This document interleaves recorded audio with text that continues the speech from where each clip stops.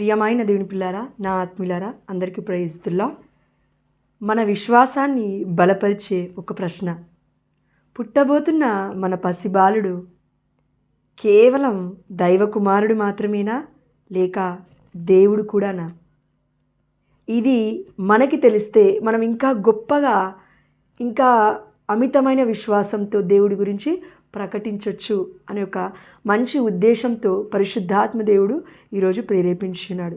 కాబట్టి ఇది మనకి క్లియర్గా మరి వాక్య రూపంలో అర్థం కావాలి అంటే లూకాసు వార్త 2వ అధ్యాయము 11వ వచనము, నేడు దావీదు నగరమున మీకు ఒక రక్షకుడు పుట్టెను, ఆయన క్రీస్తు ప్రభువు. చూడండి, ప్రభువు అంటే ఇంగ్లీష్ బైబిల్లో కరెక్ట్గా ఉంటుందండి, లార్డ్ అనేసి. ఈ యొక్క వాక్యములో దేవుడు యొక్క గొర్రెల కాపరులను, అదేవిధంగా జ్ఞానులను పిలిచి ఉన్నాడు. అవునా? ఆ సమయంలో దేవుడు మనకు చెప్తున్నాడు, ఇదిగో ఒక రక్షకుడు పుట్టెను, ఆయన క్రీస్తు ప్రభువు, అంటే దేవుడే అని చెప్తుంది వాక్యము. ఇంకా ఈ యొక్క వచనాన్ని బలపరచడానికి ఇంకొక వాక్యం చూద్దాం. అదేంటంటే పునీత పౌలు గారు కొరింథీయులకు రాసిన మొదటి లేఖ 12వ అధ్యాయము 3వ వచనము, పవిత్రాత్మచే తప్ప ఏ వ్యక్తియు యేసే ప్రభువు అని అంగీకరింపజాలడు. చూసారండి ఎంత గొప్ప వాక్యము. అంటే పరిశుద్ధాత్ముడి యొక్క కృపానుగ్రహం మనకి ఉంటే తప్ప యేసే దేవుడు అని నువ్వు అంగీకరింపజాలవు, అదేవిధంగా ప్రకటించలేవు. అవునా? అయితే ఈ యొక్క క్రిస్మస్ పండుగకి మనము తెలుసుకోవాల్సిన గొప్ప విషయం ఏంటంటే, దేవుడు ఆనాడు గొర్రెల కాపరులను ఆహ్వానించున్నాడు, అదేవిధంగా జ్ఞానులను కూడా ఆహ్వానించున్నాడు. ఇక్కడ చూడండి ఎంత పెద్ద డిఫరెన్షియేషన్, అంటే ఎంత పెద్ద తారతమ్యమో చూడండి. జ్ఞానులు ఎక్కడ, గొర్రెలని కార్చుకునే గొర్రెల కాపరులు ఎక్కడ? అంటే దేవుడు ఏం చెప్తున్నాడు, నా యొక్క ఆలయము అనేక జాతులకు నిలయము, పరిశుద్ధమైన నిలయము అని పరిశుద్ధమైన మన బాలయేసు చెప్తున్నాడు. చెప్పడమే కాదండి, అది ప్రూవ్ అయింది కదా పరిశుద్ధమైన గ్రంథంలో. లూకాసు వార్తలో మనం చూస్తున్నాము, పరుండి ఉండిన పరిశుద్ధమైన మన బాలయేసుని అమూల్యమైన వాటిని ఇచ్చినారు. 3 వస్తువులను, బంగారము, పరిమళ ద్రవ్యము, సాంబ్రాణి, 3 ఇచ్చి వాళ్ళు వెనక్కి తిరిగి వెళ్ళిపోకుండా సాగిలపడి దేవుని ఆరాధించిరి. అంటే ఇక్కడ ప్రతి ఒక్కరు దేవుని ఆరాధించారు. గొల్లలు ఆరాధించారు, అదేవిధంగా జ్ఞానులు కూడా ఆరాధించారు. అతి తక్కువ స్థితిలో ఉన్న వాళ్ళు ఆరాధించారు, గొప్ప స్థితి అనబడుతున్న జ్ఞానులు అంటే రాజులు కూడా దేవుని ఆరాధించున్నారు. అంటే రాజులకి రాజు పుట్టాడు, ప్రభులకు ప్రభువు పుట్టాడు అని దేవుడు అంత తక్కువగా పశువుల పాకలో జన్మించినప్పటికీ, దేవుడి యొక్క పుట్టుకలో తగ్గింపును చూపించినప్పటికీ, దేవుని ఆరాధించడం ద్వారా దేవుని అధికుడిగా గణించినాడు, మహిమపరిచి ఉన్నాడు అని ఇక్కడ పరిశుద్ధమైన వాక్యంలో మనం చూసినాము. అంటే ప్రియమైన దేవుడి బిడ్డలారా, మనకి ఎన్ని ఆస్తిపాస్తులు ఉన్నాయని కాదండి, ఎన్ని ఉన్నను, ఎంత జ్ఞానం ఉన్నను, ఎంత రాజు అయినప్పటికీ, ఎంత రాణివైనప్పటికీ, నీ ఇంటికి లేకపోతే నీకున్న ధనాన్ని బట్టి దేవుడి దగ్గరికి వచ్చేటప్పటికి అందరము సరి సమానులమే, అందరము దేవుణ్ణి ఆరాధించాల్సిన వారమే. చిన్న పెద్ద, జాతి, కుల, మతము ఈ యొక్క తారతమ్యం ఏదీ లేకుండా, డబ్బు ఉన్నవాళ్ళు రిచ్ పీపుల్ అని కాదు, లేకపోతే పూర్ పీపుల్ అని కాదు, దారిద్ర్యంలో ఉన్నవాళ్ళు కాదు, ధనవంతులు కాదు, ప్రతి ఒక్కరూ నా దేవుడి ముందు సాగిలపడాలి అని విశ్వాసాన్ని దేవుడు ఈ క్రిస్మస్ పండుగ ద్వారా మనకి ప్రకటిస్తున్నాడు, నేనే ప్రభును అని. అందుకే చాలామంది కొంచెం దయచేసి బోధించేటప్పుడు యేసుక్రీస్తుల వారిని కూడా ప్రభువు అంటే దేవుడు అని బోధించండి. అంతేకాని 24 గంటలు దేవుడి కుమారుడు అనకండి, యేసు యేసు యేసు అనకండి, యేసు ప్రభుల వారు అని సంబోధించండి అని ఈ క్రిస్మస్కి దేవుడే మనకి బోధిస్తున్నాడు. తన ఉపదేశాన్ని, అమూల్యమైన సందేశాన్ని మనందరికీ అందిస్తున్నాడు. ఇంకా కొన్ని గొప్ప మాటలు చూద్దాం. అదేంటంటే, ప్రపంచ నలుమూలల్లో, అంటే ఈ యొక్క ప్రపంచంలో 200కి పైగా దేశాలు ఉన్నాయి. అవునా? అదేవిధంగా 7,139 యొక్క భాషలు అనేటివి ఉన్నాయి. అవునండి. మరి ఈ ప్రపంచ నలుమూలల్లో అనేక జాతులు, అనేక జనాలు, అనేక ప్రజలు ఏదైనా పండగ జరుపుకుంటున్నారు అంటే అది కేవలం ఏకైక పండుగ ఈ యొక్క క్రిస్టమస్. ప్రపంచవ్యాప్తంగా ప్రకటించబడింది, ప్రపంచవ్యాప్తంగా సెలబ్రేట్ చేసుకుంటున్నారు అని అంటే గనక ఆ అమూల్యమైన పండుగ ఈ యొక్క క్రిస్టమస్. అంటే క్రీస్తు పుట్టుకలో ఎన్నో గొప్ప విషయాలు దాగి ఉన్నాయి. అవన్నీ దేవుడు ఎన్నో విషయాల ద్వారా మనతో మాట్లాడి ఉన్నాడు. పరిశుద్ధమైన గ్రంథంలో ఎన్నో సూచనల ద్వారా దేవుడు మనతో మాట్లాడి ఉన్నాడు. అందుకే మనం అంటాము క్రిస్టమస్ అంటే క్రీస్తు ఆరాధన, అంటే క్రీస్తుని ఆరాధించడమే క్రిస్టమస్ యొక్క ముఖ్యమైన ఉద్దేశం. అంతేగాని ఎన్ని ఎక్స్టర్నల్ థింగ్స్ చేసినా మన యొక్క హృదయాన్ని దేవుడికి అర్పించకపోతే మనము అన్యులతో సమానము అని దేవుడి యొక్క వాక్యం చెప్తుంది. అయితే మనము క్రిస్టమస్కి చాలామంది కథోలికులు ఇంటిపైన స్టార్ పెడుతూ ఉంటారు. అవునా, ఇంట్లో క్రిబ్ పెట్టుకొని మరి క్రిస్మస్ ట్రీస్ కూడా పెడుతూ ఉంటారు. అయితే ఈ యొక్క స్టార్ యొక్క గొప్ప అర్థం ఏంటి అని అంటే, ఈ రోజుల్లో మనం అందరం అంటుంటాం కదండి, నీ ఫేవరెట్ హీరో ఎవరు, నీ ఫేవరెట్ హీరోయిన్ ఎవరు అంటే సో అండ్ సో నేమ్స్ చెప్తూ ఉంటారు, స్టార్ నేమ్స్ చెప్తూ ఉంటారు. అవునా, కానీ దేవుడు ఏం చెప్తున్నాడు అని అంటే, ఆనాడు ఆకాశములో ఆ యొక్క నక్షత్రము ఏ విధంగా అయితే నన్ను చూపించిందో, నా వైపు రాజులను, గొర్రెల కాపురులను అందరికీ ఒక మార్గదర్శకంగా, ఒక సూచనగా ఉందో, అదేవిధంగా ప్రియమైన బిడ్డ, నువ్వు ఇంటిపైన స్టార్ పెట్టుకున్న తప్పు లేదు, కానీ దానితో పాటు నువ్వు గుర్తుపెట్టుకోవాల్సిన ముఖ్యమైనది, నువ్వు కూడా ఒక స్టార్గా ఈ క్రిస్టమస్కి మారిపోవాలి. అంటే ఎవరో స్టార్ నీ యొక్క ఫేవరెట్ అని నువ్వు చెప్పుకోవడం కాదు, క్రీస్తుని కనుగొన్న నేనును ఒక స్టార్నే.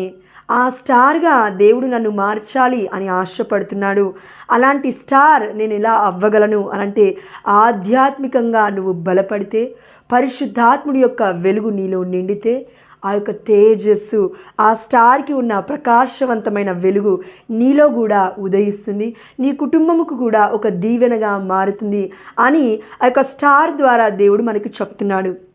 ఎందుకంటే ఆ స్టార్ వెళ్ళి వెళ్ళి వెళ్ళి ఎక్కడ ఆగిందండి? పశుల పాక పైన ఆగింది.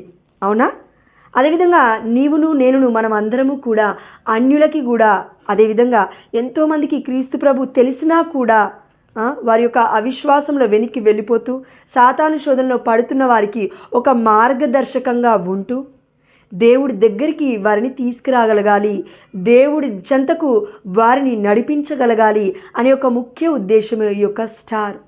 అంతేకాని నా స్టార్ ఇతను, నా స్టార్ ఈమె అని మూవీస్ను చూసి, సీరియల్ని చూసి నువ్వు మోసపోవద్దు.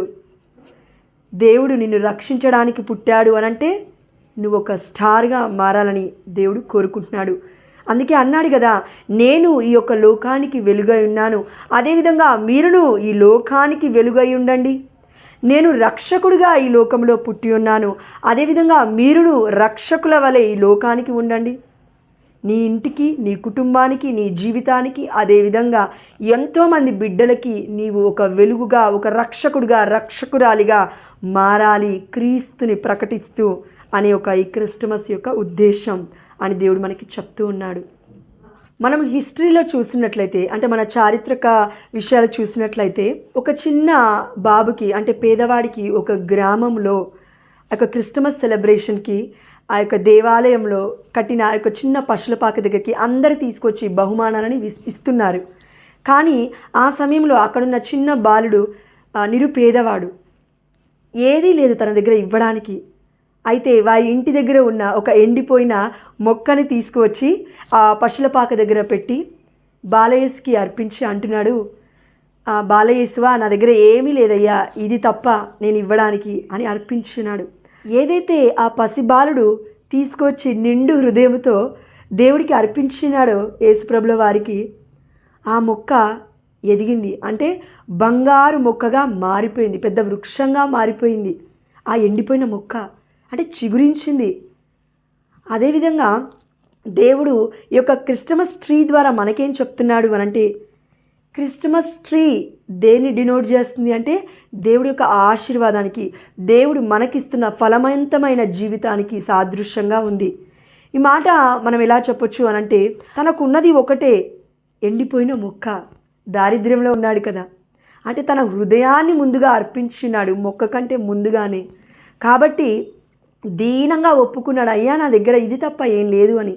అదేవిధంగా నీకు ఒక గొప్ప బ్లెస్సింగ్ని ఇవ్వాలన్నా, నీ ఎండిపోయిన జీవితాన్ని చిగురింపజేయాలి అన్నా, బంగారు భవిష్యత్తును నీకు దయచేయాలి అనన్నా, ఆ చెట్టు వలె నీవు నీ యొక్క నిండు హృదయాన్ని దేవుడికి అర్పించాలి, ఆ బాలుడు అర్పించిన విధంగా అని దేవుడు కోరుకుంటున్నాడు ఈ యొక్క క్రిస్మస్ ట్రీ ద్వారా.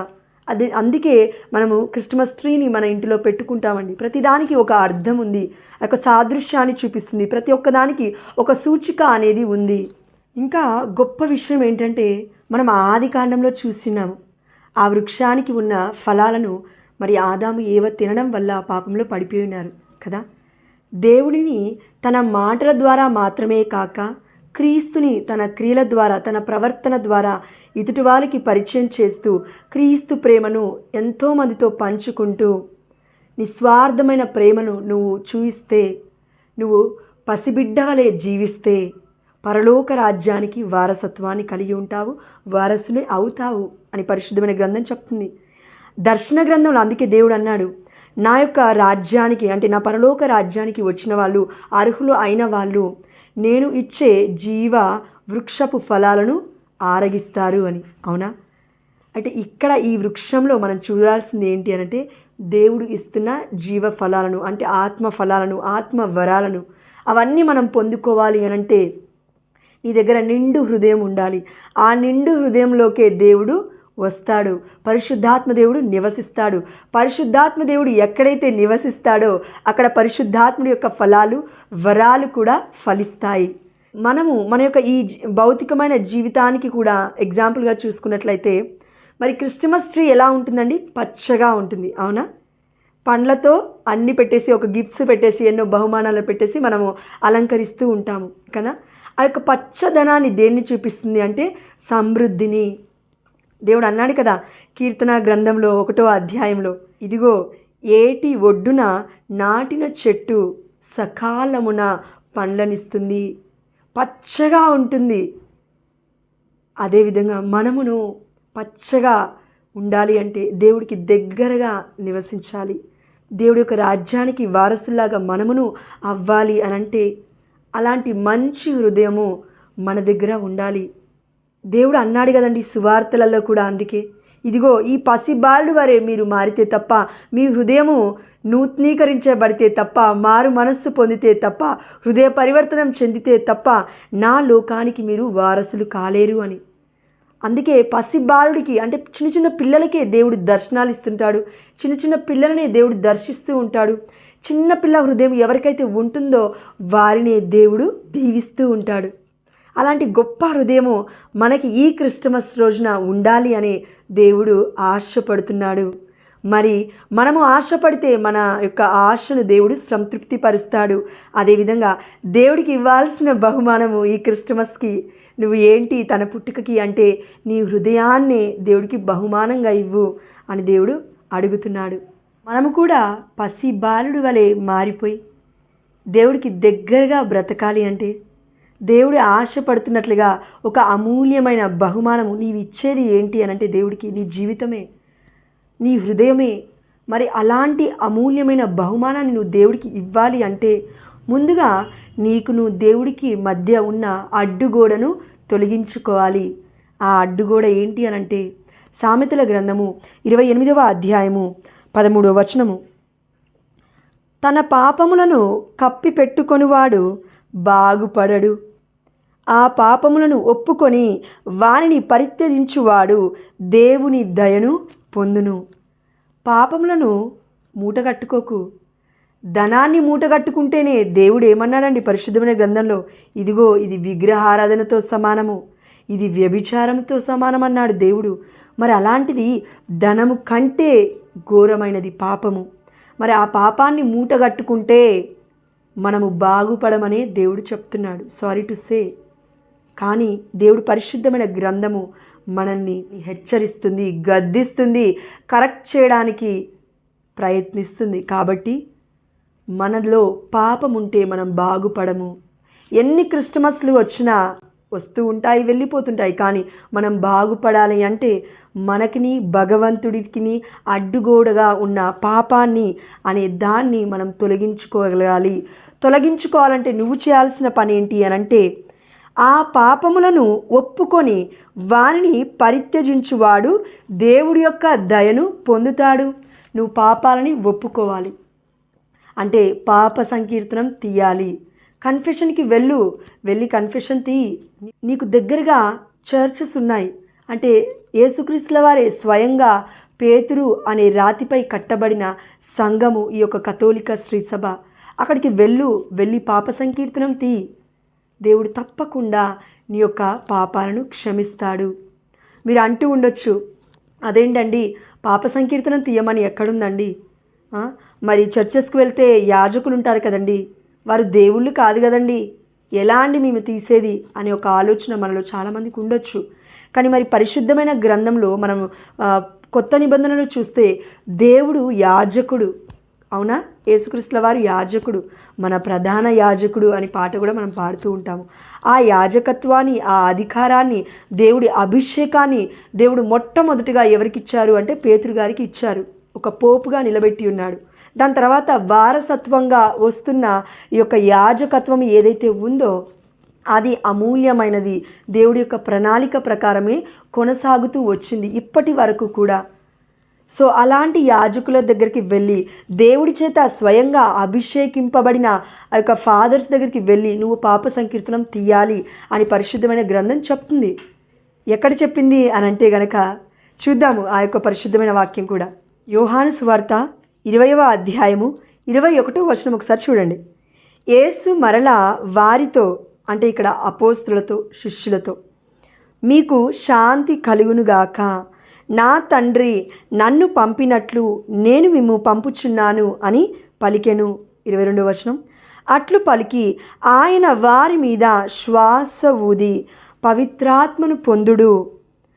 ఎవరి పాపములైనను మీరు క్షమించిన ఎడల అవి క్షమింపబడును, మీరు ఎవరి పాపములైనను క్షమింపని ఎడల అవి క్షమింపబడవు అని చెప్పెను.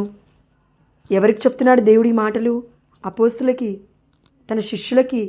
ఆ గదిపైన వాళ్ళు భయపడుతూ ఉన్నారు కదా, ఆ సమయంలో యేసుక్రీస్తుల వారు వచ్చి మీకు శాంతి కలుగునుగాక. చూడండి, గొప్ప మాట. మీరు భయపడకండి అని చెప్పలేదండి దేవుడు, లేకపోతే మీరు కలవరపడకండి అని చెప్పలేదండి దేవుడు, లేకపోతే ఇంకేం మాటలు ఇక్కడ దేవుడు యూజ్ చేసినట్లు మనకు కనబడట్లేదు, ఉపయోగించినట్లు మనకు కనబడట్లేదు. కేవలం ఒకటే మాట, మీకు శాంతి కలుగునుగాక. ఆమేన్. శాంతి కలుగునుగాక. గొప్ప మాట అండి. నీకు శాంతి ఎప్పుడు కలుగుతుంది? సమాధానం ఎప్పుడు ఉంటుంది నీ మనసులో? నీలో ఎప్పుడైతే పాపం ఉంటుందో అప్పుడు శాంతి ఉండదు. నీలో ఎప్పుడైతే కపటం ఉంటుందో, యాక్టింగ్ ఉంటుందో నీలో సమాధానం ఉండదు. ఎవరితో కూడా నువ్వు సఖ్యతగా జీవించలేవు, ఐక్యత కలిగి బ్రతకలేవు, ప్రేమ కలిగి ఉండలేవు. కాబట్టి నీకు శాంతి రావాలి, నీ మనస్సులో ఎలాంటి కలవరపాటు లేకుండా, ఎలాంటి భయాందోళన లేకుండా నువ్వు మంచిగా జీవించాలి అనంటే నువ్వు ఒక్కటి ఇక్కడ చేయాలి. నువ్వు దేవుడికి అడ్డంగా ఉన్న పాపము అనే గోడను నువ్వు దేవుడి ముందు ఒప్పుకోగలగాలి. ఆ దేవుడే చెప్తున్నాడు, ఇదిగో నేను మీ ఈ లోకానికి పంపించుచున్నాను, మిమ్మల్ని సకల జాతి జనుల దగ్గరికి మిమ్మల్ని పంపిస్తున్నాను. వారు వచ్చి మీ దగ్గర పాపాన్ని ఒప్పుకుంటారు, అప్పుడు మీరు పవిత్రాత్మతో నింపబడతారు. ఆ సమయంలో మీలో ఉన్నది పవిత్రాత్మ దేవుడు అంటే నేనే. ఆ సమయంలో వారు ఏదైతే పాపాలను మీకు చెప్తున్నారో ప్రజలు, ఆ పాపాలను మీరు క్షమిస్తే నేను క్షమిస్తాను, మీరు క్షమించకపోతే నేను క్షమించను అని దేవుడే ఇక్కడ స్వయంగా చెప్తున్నారు. అందుకే చూడండి, మనం ఫాదర్స్ దగ్గరికి వెళ్ళి పాప సంకీర్తన చేసిన తర్వాత ఫాదర్స్ ఏమంటారు, గురువులు ఏమంటారు? ఇదిగో నీ పాపాలు క్షమింపబడ్డవి, ప్రాయశ్చిత్తం కలిగిన హృదయంతో నువ్వు దుఃఖిస్తున్నావు కదా, ఇదిగో ఈ వాక్యం ద్వారా దేవుడు నీతో మాట్లాడుతున్నారు అని ఒక వాక్యాన్ని కూడా వాళ్ళు చెప్తారు. అదేవిధంగా పరలోక జపం ప్రార్థించమని కూడా చెప్తారు. మరి ఇంత గొప్ప వాక్యము పరిశుద్ధమైన గ్రంథంలో ఉన్న తర్వాత కూడా మరి ఈనాటి కొన్ని వర్గాలు, సంఘాలు కాదండి, ప్రొటెస్టెంట్స్ అంటే సంఘాలు కాదు, వర్గాలు సంఘము అంటే కేవలం ఒకే ఒక్క సంఘము, అది క్రీస్తు సంఘం మాత్రమే. కాబట్టి దేవుడు చెప్తున్నాడు, ఈ సంఘం నీకేం చెప్తుంది, క్రీస్తు నీకేం చెప్తున్నాడు? ఇదిగో పాప సంకీర్తనం తీయి, వాళ్ళు నీ పాపాలు క్షమిస్తే నేను క్షమిస్తాను. నువ్వు ఒప్పుకుంటే వాళ్ళు క్షమిస్తారు. నువ్వు ఒప్పుకోకుండా ఇంట్లో ఉండి నా పాపాలు నా పాపాలు నా పాపాలు, దేవుడు డైరెక్ట్గా దిగొచ్చి అన్నీ క్షమించాలి అంటే లేదు, కుదరదు. అది అవివేకం అవుతుంది. విజ్ఞానం అనబడదండి, అది అవిజ్ఞానం అనబడుతుంది. దేవుడు చెప్తున్న మాట అందుకే, పాప సంకీర్తన తీయి, వెళ్ళి క్రీస్తు సంఘం దగ్గరికి వెళ్ళి, క్రీస్తు ఏర్పరిచిన సంఘం దగ్గరికి వెళ్ళి, క్రీస్తు నిర్మించిన సంఘం దగ్గరికి వెళ్ళి, క్రీస్తు అభిషేకించిన వ్యక్తుల దగ్గరికి వెళ్ళి, అంటే గురువుల దగ్గరికి వెళ్ళి నీ పాపాన్ని ఒప్పుకో. తప్పకుండా నా దేవుడు క్షమిస్తాడు నీ పాపాన్ని. అప్పుడే నీకు శాంతి కలుగుతుంది, సమాధానం ఏర్పడుతుంది, ఆరోగ్యం ఉంటుంది. ఎందుకంటే శాంతి సమాధానం ఎక్కడుంటే అక్కడ ఆరోగ్యం ఉంటుంది కాబట్టి. అవునా? ధనం ఉంటే ఆరోగ్యం ఉండదు, ఎంత ధనమున్నా నీ దగ్గర ఆరోగ్యం ఉండదు. కానీ దేవుడు నీ హృదయంలో ఉంటే తప్పకుండా నీకు శాంతి సమాధానంతో పాటు నీకు ఆయురారోగ్యాలు కూడా కలుగుతాయి కూడా అని పరిశుద్ధమైన గ్రంథం చెప్తుంది. అయితే ప్రపంచ నలుమూలలో జరుపుకుంటున్న ఈ యొక్క ఏకైక పండుగ క్రిస్టమస్, అంటే క్రీస్తుని ఆరాధించడం. ఈ యొక్క ఆరాధన అమూల్యమైనది. నువ్వు ఒక అమూల్యమైన బిడ్డగా దేవుడికి బహుమానంగా మారాలి అనంటే నీ పాప జీవితాన్ని విడిచిపెట్టి పాపాన్ని ఒప్పుకొని దేవుణ్ణి చూస్తే, దేవుడి వైపు నువ్వు తిరిగితే దేవుడు తన యొక్క దయను నీ పైన కుమ్మరిస్తాడు. ఆ దయే నీకు శాంతి కలుగునుగాక, సమాధానము కలుగునుగాక, నీ ఇంటిలో నీ జీవితంలో వెలుగు కలుగునుగాక, రక్షణ వచ్చునుగాక అని ఒక అమూల్యమైన మాటలు నీ జీవితంలో నెరవేరుతాయి. నువ్వు దేవుడి దగ్గరికి వెళ్ళి ఒప్పుకోకుండా ఏది ఇవ్వకుండా నీ సైడ్ నుంచి అమూల్యమైనది నీ హృదయం కూడా ఇవ్వకుండా దేవారా నాకు అద్భుతాలు చెయ్యి అనంటే అవ్వవండి. సో దయచేసి గమనించండి, ఎవరెవరైతే బిడ్డలు ఇప్పటి వరకు ఇంకను కన్ఫెషన్ అంటే పాప సంకీర్తన తీయకుండా ఉన్నారో, కనీసం 6 నెలలకు ఒక్కసారైనా మనం కన్ఫెషన్ తీయాలండి. ఇది మ్యాండేటరీ. అదేవిధంగా మనం డైలీ కూడా కన్ఫెషన్ చేయొచ్చు, వీక్లీ అంటే వారానికి ఒక్కసారి కూడా కన్ఫెషన్ చేయొచ్చు. ఎందుకంటే ఎంతోమంది పునీతులు రోజు పాప సంకీర్తన చేసేవారండి. అందుకే మీరు చూడండి, వారి యొక్క చేతిలో ఎప్పుడు జపమాల ఉంటుంది, అదేవిధంగా స్లీవ కూడా ఉంటుంది. సో జపమాలని నువ్వు ఇగ్నోర్ చేయొద్దు, స్లీవను నువ్వు ఇగ్నోర్ చేయొద్దు. దేవుడి యొక్క రక్షణను పొందుకోవాలంటే దేవుడు చెప్తున్న ప్రతి వాక్యానికి నువ్వు లోబడాలి పరిశుద్ధమైన గ్రంథంలో ఉన్న తీరుగా.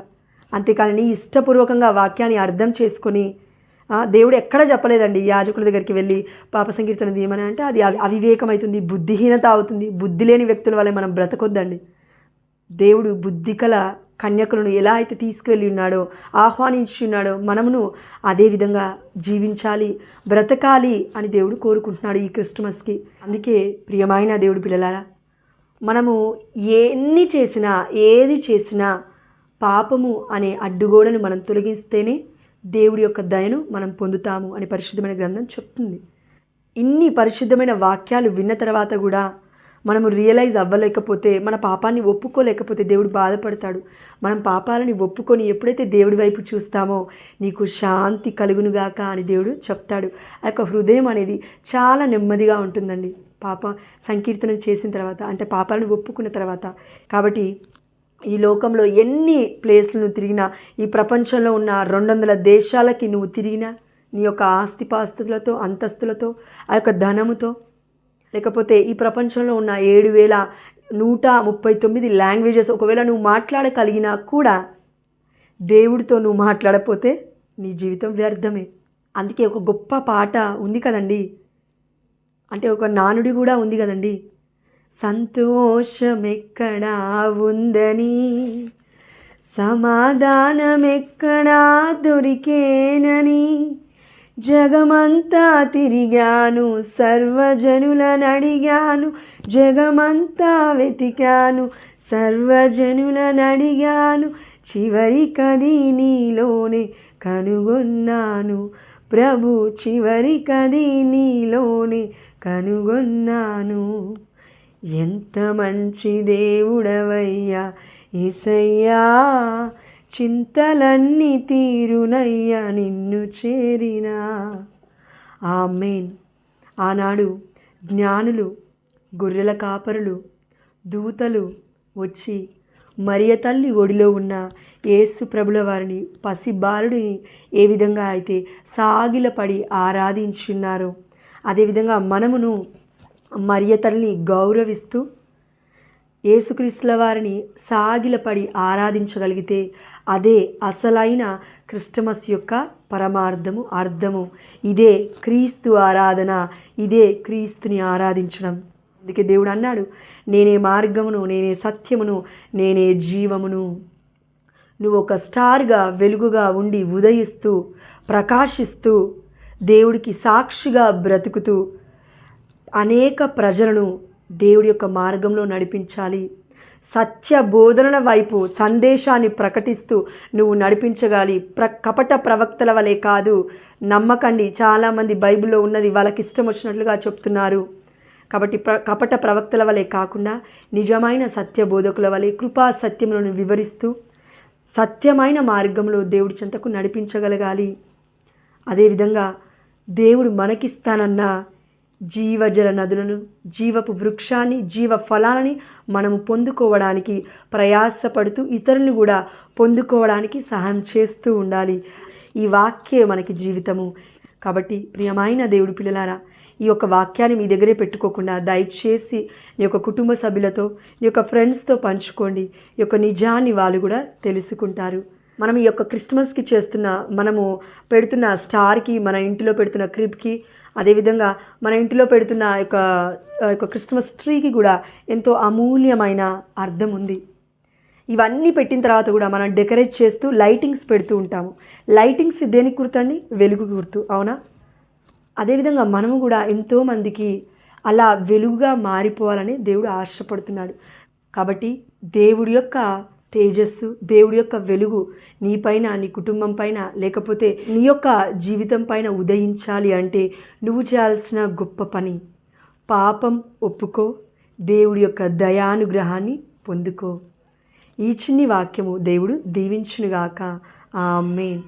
పరిశుద్ధుడా, ప్రేమ కలిగిన తండ్రి, ఈ వాక్యం ద్వారా మాతో మాట్లాడినందులకు మీకు వేలాది వందనాలు చెల్లిస్తూ, తండ్రి, విన్న ప్రతి వాక్యాన్ని మేము వినడం మాత్రమే కాకుండా విన్నదాన్ని క్రియలలో మా యొక్క ప్రవర్తన ద్వారా ప్రూవ్ చేసుకునే కృపను మా అందరికీ దయచేయమని, అలాంటి మంచి హృదయాన్ని, పసిబాలుడుకున్న హృదయాన్ని ఈ క్రిస్టమస్కి మీరు మాకు దయచేయమని, ఈ క్రిస్టమస్కి, మీ పుట్టుకకి మేము మా హృదయాన్ని బహుమానంగా ఇచ్చే కృపను మా అందరికీ దయచేయమని, మా అందరి కుటుంబాలను కూడా మీరు దీవించమని, మీరు ఏ విధంగా అయితే వెలుగుగా, రక్షకుడుగా ఉన్నారో మమ్మల్ని కూడా ఒక రక్షణగా, ఒక వెలుగుగా, ఒక సాక్షిగా మా యొక్క జీవితాలను మమ్మల్ని మార్చమని, అదేవిధంగా ఏ స్టార్ పైన మేము డిపెండ్ అవ్వకుండా మీరు చూపిస్తున్న ఈ యొక్క నక్షత్రము పైన మేము డిపెండ్ అవుతూ ఆ యొక్క గొప్ప నక్షత్రము వలె మేమును క్రీస్తు మార్గాన్ని, సత్యాన్ని, జీవాన్ని చూపించే బిడ్డలుగా అనేక జాతులకు మమ్మల్ని కూడా సాక్షులుగా మార్చమని ఈ చిన్ని ప్రార్థనను నజరేయుడైన యేసుక్రీస్తు అతి పరిశుద్ధమైన నామమున, ఉన్నతమైన నామమున, ఘనమైన నామమున అడిగి పొందుకుంటున్నాము పరలోకపు తండ్రి. ఆమేన్. నాతోనూ నా కుటుంబంతో ఉన్న శాంతి సమాధానము మీతోనూ మీ అందరి కుటుంబాలతోనూ ఉండునుగాక. ఆమేన్. హల్లెలూయా.